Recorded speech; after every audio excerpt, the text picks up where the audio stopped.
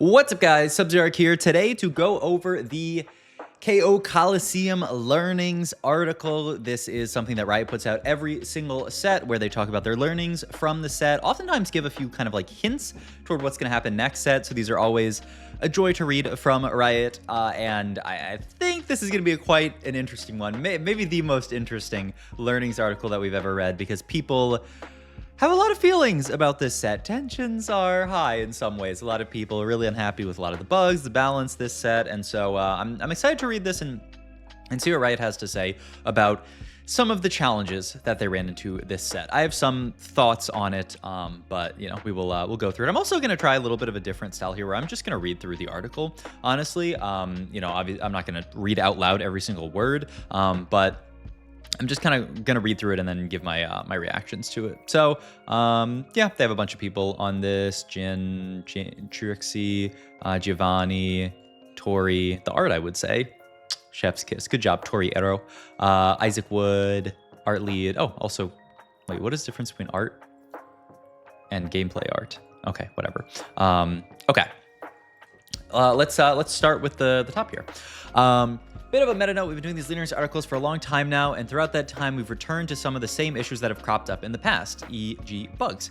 This isn't to say we haven't learned from those mistakes, we know they're still there, but instead, it's to call out that we're continuing to work on them to add color where they're still appearing. Reality is making game isn't easy, so we'd rather continue to discuss the areas we're struggling most with and keep you updated on these ongoing struggles than ignore them entirely. Plus, there are new things to talk about in those sections. Oh, okay. I like this a lot. We're kind of just admitting that, you know, if they've said in previous articles, bugs, really bad. We don't want bugs anymore. And it turns out it's really hard to not have bugs in TFT. So I think it'll be nice for them to kind of address some of the stuff like this. But well, talk about, you know, we've talked about this before, but still kind of could talk about it. So let's live through their kind of quick rundown.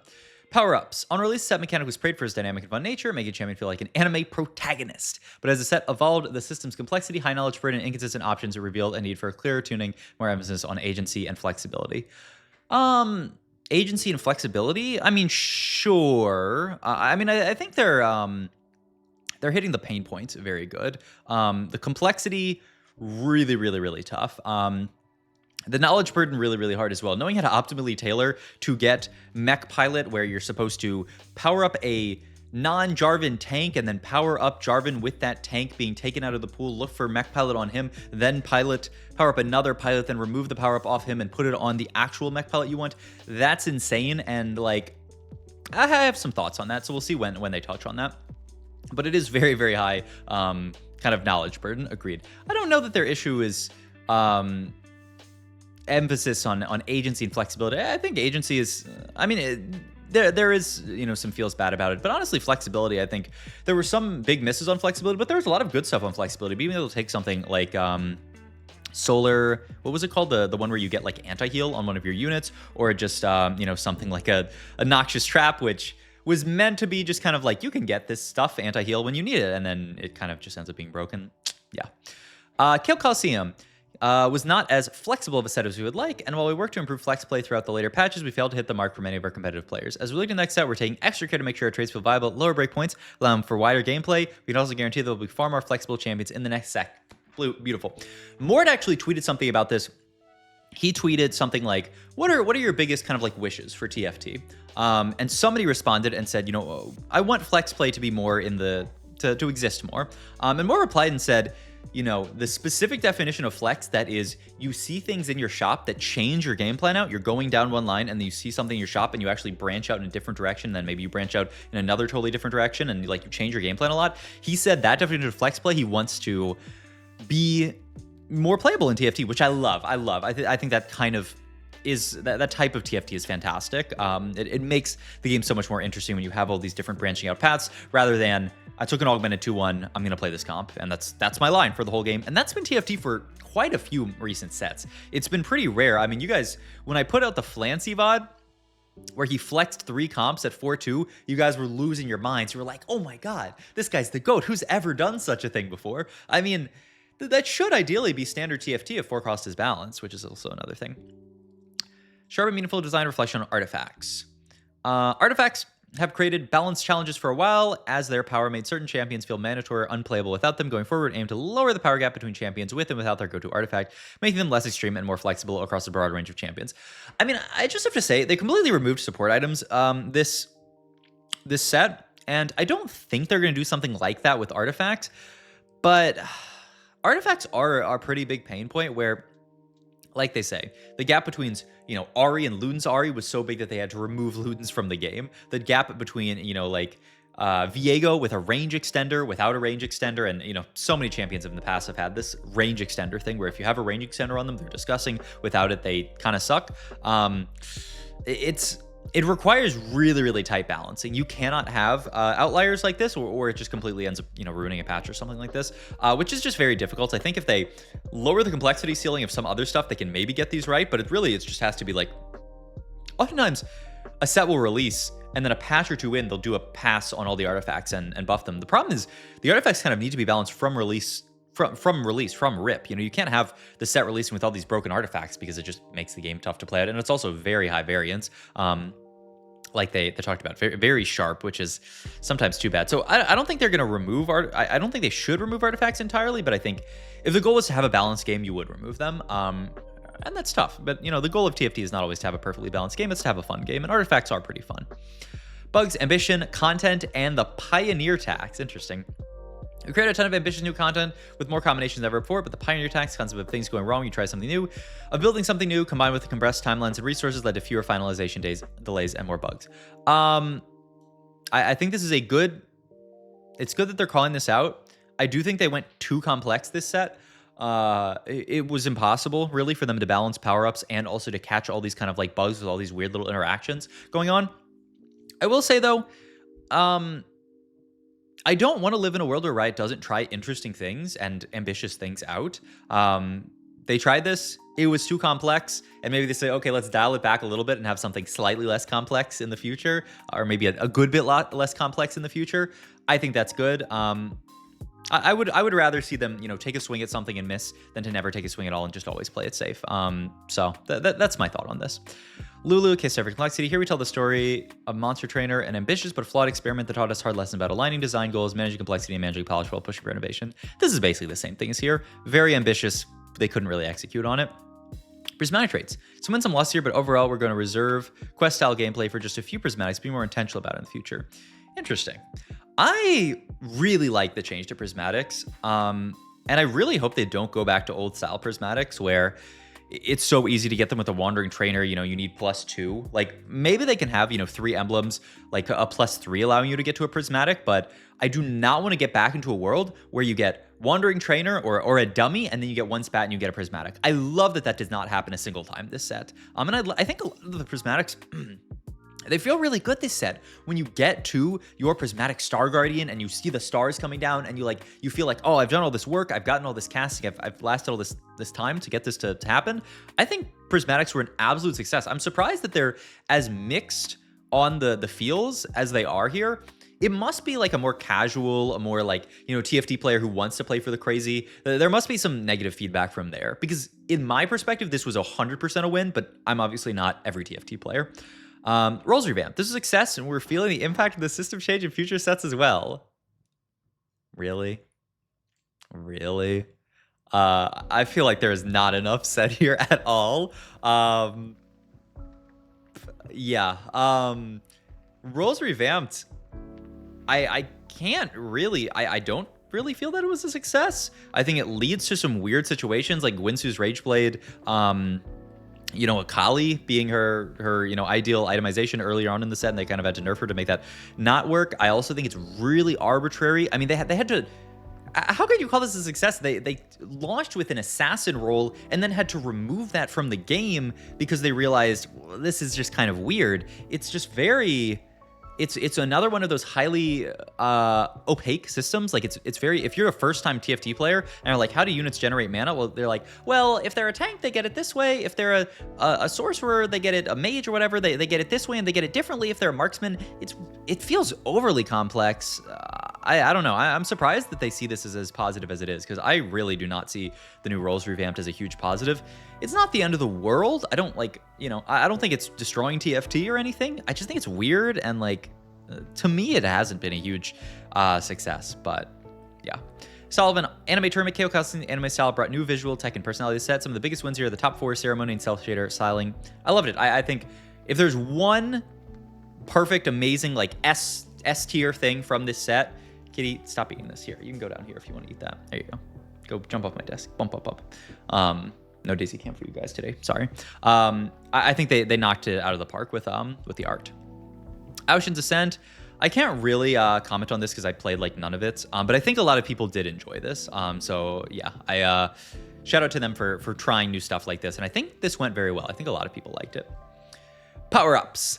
Set mechanic for KO Coliseum had a goal of taking your favorite champion, giving them the ability to become your anime protagonist with sharp and strong enhancement that can be moved around throughout the game. Here's how it landed.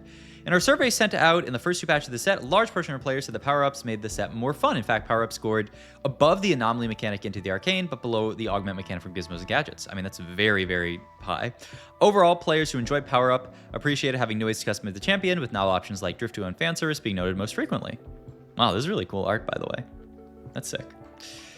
But as time went on, things changed. Power-ups are a dynamic, complex system with over 100 options and mixed match between 60 different champions. There's an overwhelming amount of possibilities. Even when we got to a world where all these were somehow balanced, not really possible. When interacting with other elements of the game, the reality of the situation, some powers would be far better with other champ system combos than others. All this being said, the sheer magnitude of combinations is tough to balance, and while having them be completely balanced may be a far-reaching goal, what we should have done better is removing the bad options such as Super Genius, power-up based around Prodigies, Mana Gen on Karma, Killer Instinct on Mal's, which sort of just gave him mana regen. On the flip side, we also should have been faster removing options that broke a champion's power ceiling, Stretchy Arms, Fusion Dance, Trickster. There were too many options that either weren't viable for too long or were way too dominant, creating rigid and meta-optimized situations that hurt the power fantasy of power-ups. All correct. Perfect.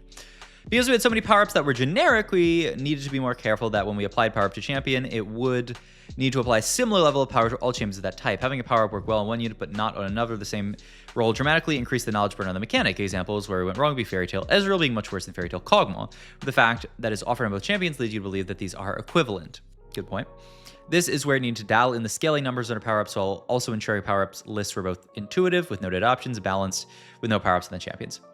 Another thing power-ups brought was how much agency feels good. You had enough options where it was reasonable to fish for the power-up you wanted, but if you missed, it would feel especially bad. We sort of cut the difference between allowing players to completely select their power-ups versus making them build around a few options they were given in a similar way that augments provide. There are pros and cons to both of these options, but when we examine systems like this in the future, we need to decide more meaningfully where we ultimately stand on this continuum. With that said, power-ups were obviously an exciting system for many of our players, so I'd be remiss if I didn't call out some of the more meta learnings we've taken from the system, and to do so, I'll break down power-ups from one champion-specific Lucian. Okay? All right, so we're gonna break down Lucian specifically. All right. Lucian was a solid unit with a simple ability with a novel mana-gaining hook, but where this champion took off was the number of exciting power-ups he had. Solar Breath, Drift Duo, Hero's Arc, Max Arcana, blah, blah, blah, blah, blah, blah, blah, blah, blah, blah, blah, blah. Some were straightforward, like Power Affont, or Critical Threat. Others completely changed how you played him. Pursuit lead you into long fights. Max Arcana had you pursuing infinite scaling. Mage Lucian cast twice, which means, yep, you get the more mana refunds. Mech Pilot had you, play mechs. Drift Duo allowed you to reroll. Right. Many of Lucian's options felt meaningfully different when give him power in ways that weren't directly tied to more of a stat, making you want to play them differently too. But for every Lucian, there was a simple Gather Force Jinx or Stretchy Arm Gangplank option, where one power felt like the go-to option. When a power-up like Gather Force Jinx was the perceived best and only option, it also led to the set feeling less flexible overall, which was not an intention of a source of power that was meant to be removed and reapplied. Lastly, there's something to say about the fun power options we had this set for Fanservice Hat Trick. Some of TFT's best moments are when we lean into our shared passion for our champions, or when we lean into the absurdity of TFT to make simple things fun. We've been thinking about this a lot when we looked at augments for our next set and the next set to come. I think they wrote this very well. I think they hit a lot of the pain points really hard here. I think power-ups, in theory, are a fantastic set mechanic. If they had infinite dev time, this would be the best, set mechanic of all time. Okay, maybe not. Maybe augments, definitely. But I think with infinite dev time, if power-ups were all balanced, this would be an amazing set mechanic. The problem is that they were not, and that some of them are buggy and they don't have infinite dev time. So I don't really see them touching on here the kind of like, maybe we overshot it with the idea of power-ups. It's a great idea, but maybe a little too ambitious. They don't really talk about it here. Maybe they'll talk about it later. Flexibility. KO Coliseum was not as flexible. Oh yeah, we talked about this. We failed to hit the mark for many competitive players. And define flex play. Okay, so this is the Mort definition probably. Flexibility is a play style that allows you to play around what you hit in your shop, your early items, and your augments. Holistically, it's playing around what the game gives you. I think this is a great definition of flex play, and different people have different definitions, but I think it's a good definition. While we think about flex play as what should be the ideal play style for highest level of play, it's important to note that the other end of the spectrum, forcing, should also be a somewhat vile approach for casual play. At the end of the day, both play styles just want to win. I think this is something that Riot must touch on. When I put out a new video, my videos that do the best are the videos that say, this player forced this comp and hit rank 1 NA. This player forced this comp for plus 500 LP. I know you guys want to see a build out there, find out how to play that build, play it in all your games, and abuse it and gain a bunch of LP. I know you guys. And so I can see why, like, Riot needs forcing to exist in the game. If it was impossible to, like, some people have said you should copy Dota auto chess, which I've never played Dota auto chess, but people say, like, in some games there just like wouldn't be prodigies. There's like a shifting pool of units. Where some games there's just, no prodigies. The next game there's no sorcerers. That is, I mean, I don't know how Dota auto chess does it, but that sounds awful because, you watch my game where I talk about Yuumi and I'm like, play this Yuumi comp, and then you load it the game and Yuumi doesn't exist. That sounds horrible. So both need to exist. I do think when they say both play styles just want to win, I think you kind of have to say, if you're going to force, you just have to eat that your games are going to go worse. Like, you are not going to be able to have the same level of consistency forcing that you are from playing flex. That's just how it is in TFT. And so they don't really acknowledge that here, but I'm sure they know that. I would have flexibility, missed in the Coliseum. So it's just like hitting 3 copies of Yuumi in a shop and not wanting to play Yuumi 2 because you didn't already have 5 Prodigy or 5 Battle Academia. Highlight just how pre-planned and rigid comps preparation need to be, for sure. Much of this rigidity came from the power of the set's traits, but a lot of it came from hyper optimizations and many variables KO Coliseum had. The biggest contributor to these variable was the power up mechanic. Typo there. They'll probably fix that when it comes out. Which added another layer of choices to make with limited resources on top of everything else in a regular set. I think this is very much true. Oh, Diamond Example. Dude, this article is in depth. I don't know how long this video is going to be because I've already 17 minutes. I'm going to try to keep it under 30, I guess. Let's dive into some examples of how this played out. Yuumi's ability required ramping for mana via Prodigy, and the true damage component needed potential from the Battle Academia trait. This design dictated a narrow commitment to playing Yuumi that needed to be decided in the early stages of the game where you could hold on to the vital 1 cost, Ezreal, Garen, Syndra. Similar cases can be seen with things like Monster Trainer before it was reworked. You need to feel one of Lulu's monsters early so you can stack them up. Also, the gameplay dictated by optimized use of early artifacts. Luna's Tempest had a singular and Solve in Ahri, which greatly warped her power, that we were forced to temporarily disable it to restore power to the champion without making the combo guaranteed win. It was already close to that. Some rigidity came from our power-up system, which would have you commit to scaling, and fun fantasy like over 9,000 max vitality. At the end of the day, there are a lot of smaller design decisions that made the set less flexible at higher levels of play, while in isolation many of these design choices had fun outcomes. Leveling a monster is fun, stacking random sets with power-up is also fun. Together they overcrowded true flex play. So as we look in the next set, we want to index on fun and unique hooks, but we're taking extra care to make sure our traits feel viable at lower breakpoints, allowing for wider gameplay, champions to feel viable without deep and specific investment. We can also absolutely guarantee there'll be far more flexible champions in the next set. I think, they do this thing where, whatever set they're doing the open on, I feel like they do a great job balancing it. Flex play is a lot more. I mean, if you guys remember like Jazz in set 10, stuff like that, flex play tends to be a lot better in these sets. Somebody said something really interesting on Twitter. I think it was Ramkev, that set 16 is probably going to be great because it's their open set. They're putting a ton of work into it. What's kind of more interesting is what 17 looks like almost, because if 17 kind of has similar issues to previous sets, that will be kind of a, show that while they can put a lot of effort in and make these, open sets, the third set every year really, really good and flexible play good, they can't potentially do that for other sets. I think that's a very good point, and obviously we're way far off of set 17. We haven't even, seen what 16 looks like at all yet, but an interesting point that I think is actually very much true. So I'm sure set 16 will be, much better in this regard. I just kind of want to see this be consistent, though. I don't want it to be every 3 sets you can play flexibly and, you can do this, and then the other sets you just have to play cookie cutter TFT. I don't like that. Reflections on artifacts. What happens when an artifacts design is so sharp that you have to click it or you can't play the unit it single-handedly enables? Well, in the worst case, when the artifact's is that sharp, it's gotta get cut, as was the case with Luna's Tempest Ahri, but that hasn't been our first awkward run with artifacts. True. In the other new set, there are new artifact combinations that are have to respond. That's partly by design. Artifacts are meant to be sharper, more champion-focused items that enable specific fantasies. Rapid Fire Nocturne into the Arcane, Cyber City Blighting Jewel Fiddlesticks. Both these situations we responded by nerfing the unit. When we did, those units being borderline unclickable. For example, once we got Artifact Blender Nocturne with a range extension artifact and more balance, base Nocturne was unclickable, even if you saw 3 copies of him early on in his shop. If you've been following along with our last section, this goes against the flexible meta, true? So we're slowly and slightly changing our philosophy around artifacts that prioritize the champion's viability without the artifact over the artifact. I think that's very important.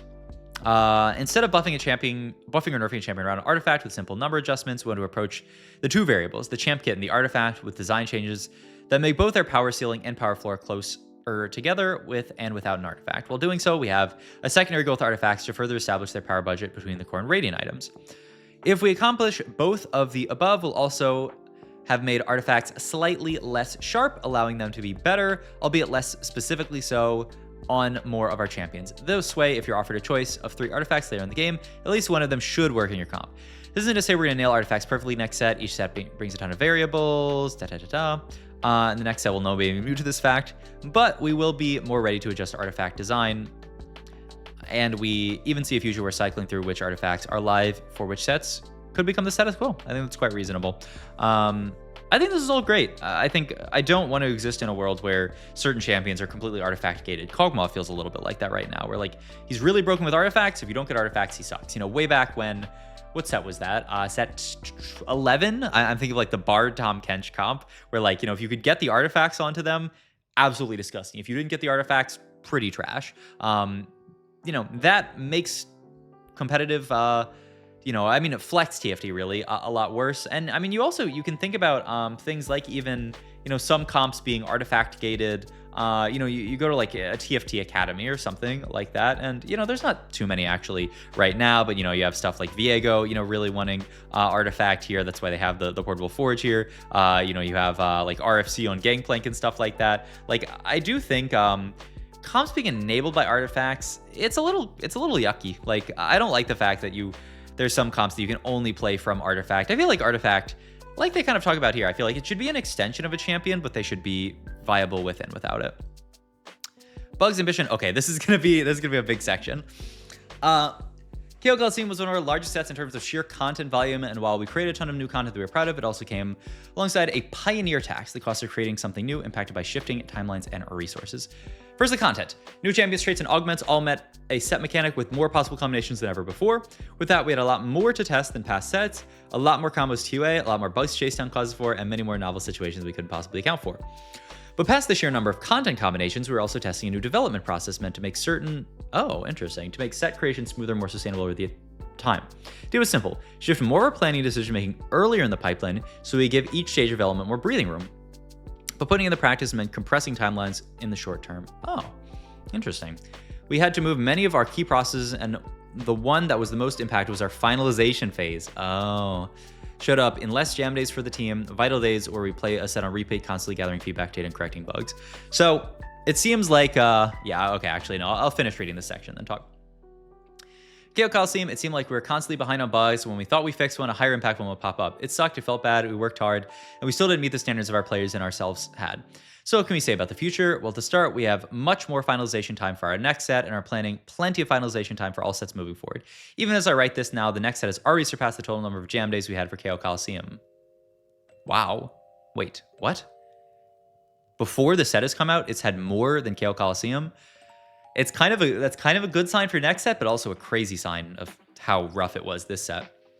Past jam days, we're also onboarding a new testing team that should be gradually improving the process effectiveness as time goes on. As always, this isn't to say the next set will be bug-free. The more ambitious the set is, the more new ground it explores, the more we have to learn to match its scope. That being said, we can say that we are taking learnings from this set seriously. We're building additional support structures, making sure the next sets are more stable.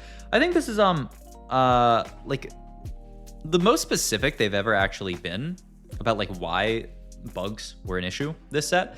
In the past, they've kind of said, yeah, you know, bugs were an issue and we kind of messed up and we'll do better in the future. Like, that's basically what they've said in the past, which, I mean, that's what you want to hear. And I hope that that is the case. But this is like very specific, and I appreciate them going into it makes me feel better almost, you know, when they say, hey, we tried out this kind of process and there were some problems with it. And that's why the set looked the way that it did. And the next set, we are 1,000,000% going all out to make sure that that's not the case. And in the future, they're also putting more resources to make sure that's not the case. I mean, I think that's all you can ask for from Riots, really, is to say, here's how we messed up. Here's what the cause of the problem was. And here's what we're going to do to address it. I mean, I can't. It makes me feel a lot better about a lot of the bugs that happens where this set, I mean, obviously it's kind of unacceptable.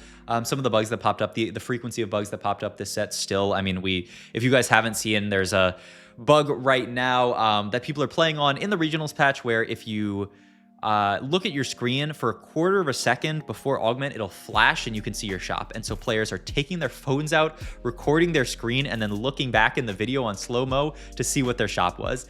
That is a crazy bug to have exist on a patch that everyone is competing on. Stuff like that making it through is obviously bad. And so I'm happy to see them acknowledging that, you know, obviously this kind of stuff is unacceptable and saying we're going to make a change going forward. So yeah. Case study on complexity, actually. And I think this is an interesting one to talk about because Lulu, from someone who has no experience developing a game like this, I've programmed a tiny game before, but obviously nothing on this level. To me, I'm in my head, I'm like, how is Lulu this difficult? But also, that's a stupid thing to say because obviously TFT is very, very complex, and you know, all the odds shifting around and stuff like that. It's difficult. So they're going to talk about Monster Trainer. Monster Trainer, of course, is exciting fantasy. Pick your favorite monster, level up, watch them carry your team to success. Monster Trainer also end up being a lesson on picking the best design goal and making it shine. Trainership as a threat-like trait meant to provide utility and scaling combat power.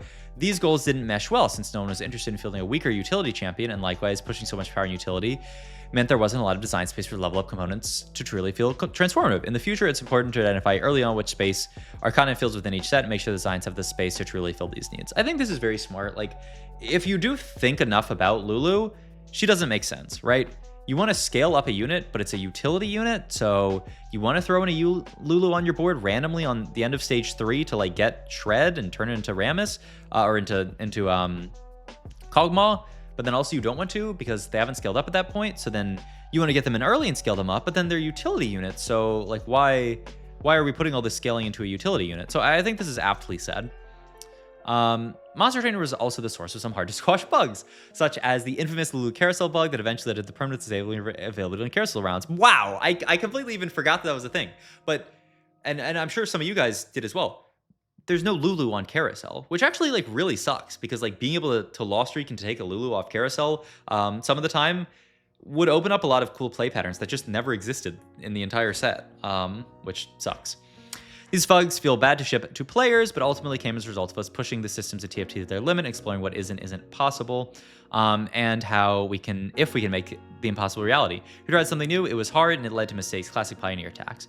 With our tight timeline, it's tough to catch all of these, and missing them leads to a prolonged period of bugs.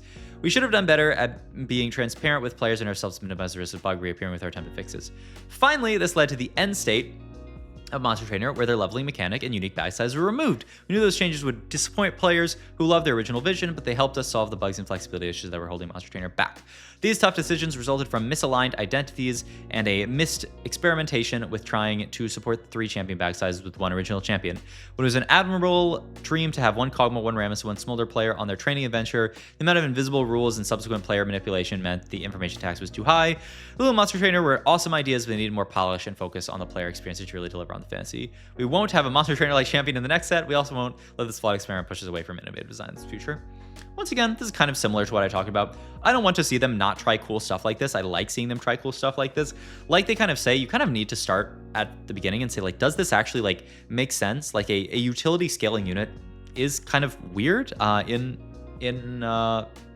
just how it exists. They also, you know, the fact that you can swap around, but then the EXP wouldn't, it would kind of like not carry over. They had it carry over and then they had it not carry over. Like, I think it's one of those designs that kind of needed more thought before it actually came out in the entire set. It needed to be more well thought out. And then also, like they're talking about, this led to a bunch of bugs, which it sucks. Like, no one wants to see all of these bugs. But it's, I mean, it goes back to the bug section, which I think makes a lot of sense, the way that they talked about it. Like, they just really didn't have the resources for something like this. And I wonder if there's a way where they can say, hey, set 17, maybe, we're not going to have a ton of resources on it. So maybe we will take less of a crazy swing. I wonder if that's a possibility. To say we're not going to take a crazy swing on a set like this where we're not going to have the resources to be able to bug fix all this stuff. A thought.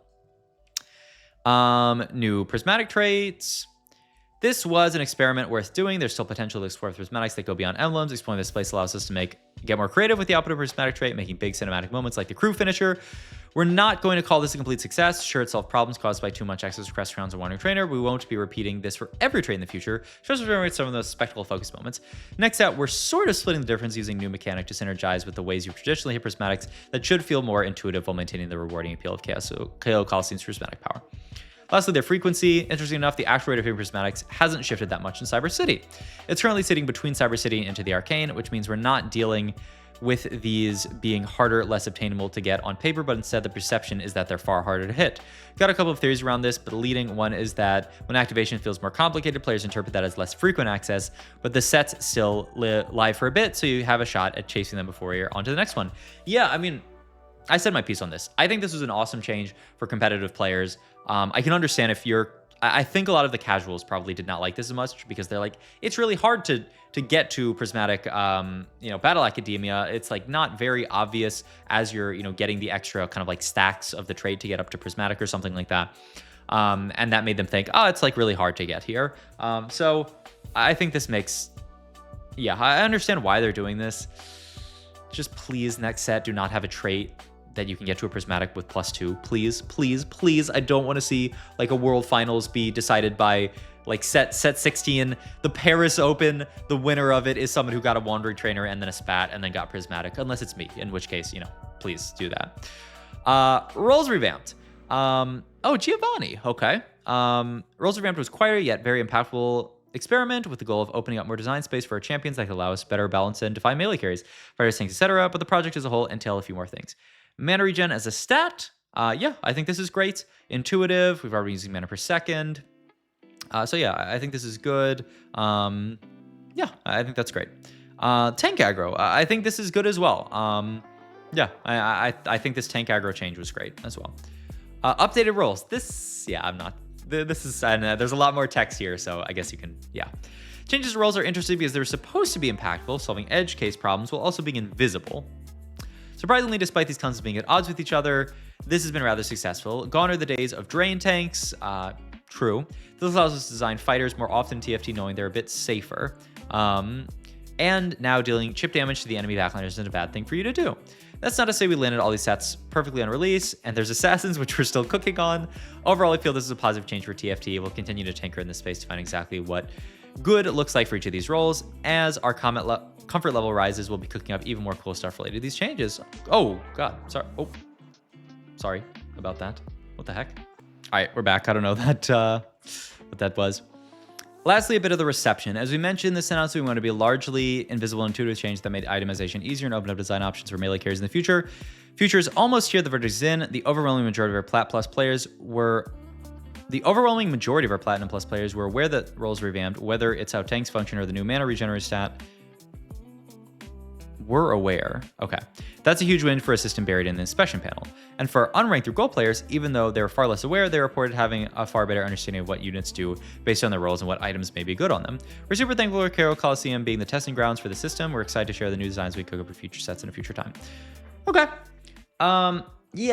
Like I said, it's a weird system. I think the aggro change is good. That's good. And like super insane drain tanks not existing in the game, probably good. Everything else kind of weird. Whoops, sorry, made it too big. I do think it's just a bit odd that assassins might come back in, and that's like a weird layer of complexity. I just think it's odd, honestly, and weird, and not very straightforward that a unit, you just have to know that a unit's a mage, and you can kind of figure that out based on what they do, but not 100%. And then that affects what you want to build on them. To me, it's not a very eloquent system, but at the same time, it is pretty invisible. How many times a set have I been roles revamped? That tilts me. When Akali was meta, and that's basically it. So, yeah. All right. the style of an anime tournament. We've had 15 sets of experiment with themes, some successful for most of our players, some incredibly resonant for smaller portions of our player base, while neutral for others falling short. At the end of the day, we know not every theme will resonate with every audience, but we also see exploring new themes as a necessity for keeping TFT fresh. So whether the anime tournament style of KO Coliseum was resonant for you or not, just know that we will continue to experiment with a mixture of aesthetics and themes in the future. Okay, I mean, cool. You have to, right? You got to make different set themes. The set's theme and visual style were met with mostly positive praise. I mean, I loved the visuals of the set. As a team, the vast majority of us identify as anime fans. Weaves, okay. Which is awesome because it turns out many of our players like anime. But being anime fans also makes our players tough critics. Many of you know your stuff, and for some of the execution miss, key complaints around the aesthetic matching fighting games instead of animes are being too old school of a look all fail critiques, and totally not internalized as being called old. Okay, whatever. One of our big goals for Chaos Coliseum was to bring the straight out of anime look to our beloved character look, especially in gameplay.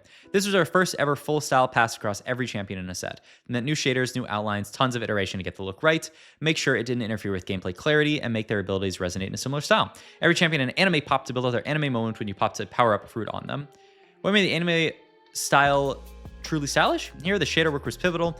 Every champ was touched. The new outline tech became a final puzzle piece to really hit anime. That tech isn't one and done either. It's something we can bring forward into future sets. But beyond the shader, we also developed on some key traits to represent various anime archetypes. Mighty Mech dealt the Robo Mech vibe. Each unit had its bespoke colors, combining one big glorious mech. Jarvan is the drill that pierces the heavens. Karma is the spinning battle top, or the chainsaw style spell that continually slices things up. Combined with the existing mass justice skins for Lucian, Senna, and Yone, brought their traits striking color palette to life. I mean, I think Mighty Mech is a beautiful trait in how all the units fit in. I think this is a very, very... I think the art team, like I said, if there's one thing that they did an amazing job on this set, it was the art. And I like the outlines, the shaders. Our super power-up in making all this happen is our team's extensive anime knowledge. We've got sports anime super fans that have seen more ball sports on anime than I knew existed IRL. We've got shonen, arc diehards, little monster collecting fanatics to make sure each champion and origin feels distinct and lovingly crafted. All this, from the shaders to the monster trainers, was hard work that players noticed. For us, that made it a win worth celebrating, a style approach we'd love to resume in future sets when the theme calls for it. I mean, I would be down for more sets that are similar to this. And the top 4 ceremony. We always want a top 4 to feel like more of a win, because it is. You're guaranteed +10 and a huge sigh of relief.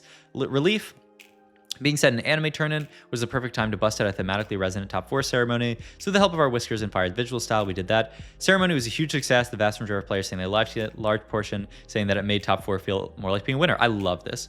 We will be bringing the ceremony back. Awesome. With a more evergreen set agnostic styles to keep an eye out the next time take one of the top 4 spots. I think that is a great call. Yeah, I mean, I think this was like one of the most objectively good things, like who disliked, there being a top 4 ceremony. I think this is fantastic. At the end of the day, KO Coliseum gave us new tech, new style, and a memorable set thematic that drew upon our fandom of anime and League. Not everything hit perfectly, but the ambition and experimentation got us to the lofty goals of bringing TFT into an anime tournament. And whether you loved it or ready for something new or both, we're excited to keep cooking with wild and future themes. Yeah, okay. Okay, honestly, I can't really talk. I don't have that much opinion on this, and also this video is very, very long. Okay, so that's the end of it. I don't know. I can't really talk that much about Aoshen, but I mean, I think people liked it a lot, so that's what we'll say about this. All right, so that's the whole article. This video is 40 minutes long. I mean, hey, if you like my content, if you watch the whole video, comment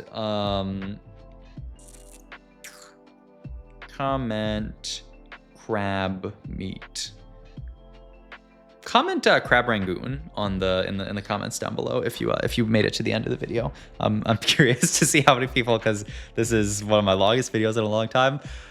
Overall thoughts. I like that they kind of said, hey, straight up, we missed on some of these things. The biggest miss this set was certainly bugs and balance, and it seemed like they just didn't really have enough time. They didn't really talk that much about balance being so much of an issue this set, which feels like a miss. Like I'm surprised they didn't really talk that much about the fact that like we had a lot of B patches, we had a lot of patches that released that in kind of almost in an unacceptable state, and some of that was bugs and some of it was just stuff turning Ashe into a 5.0. I'm kind of surprised that they didn't talk about that at all in this article. Maybe that's for a future article or something like that. But I do think that's another thing that kind of has to be addressed here, is that like there were a lot of misses on balance. And I mean, the current, patch that we're playing on, obviously the fact that almost every game is being won by 7 Mighty Mech, and that's the regionals patch. I mean, there's a lot of viable stuff, but still it's pretty wild. So I hope balance is better for next set. And I do really think it's going to be very interesting. I'm sure next set is going to be fantastically balanced, very, very low amount of bugs. It's going to be amazing. I'm going to go to the Paris Open. I'm going to get to play the best TFT set of all time. It's going to be fantastic. I can't wait. I'm vibrating with anticipation for that. But on a more metaphysical level up here, I am really curious. I'm almost more curious to see how set 17 goes, to see if they can really put a lot of these learnings, these kind of changes with their processes and things like these, and put those learnings into action. Because yeah, I won't be shocked if set 16 is amazing. If set 17 sucks again, I mean, I won't say this set completely sucked, but there were a lot of misses this set, honestly. So if set 17 has as many kind of rough spots as this one does, then, well, we'll talk about it in the set 17 learnings article, I guess, but that will be a worrying trend.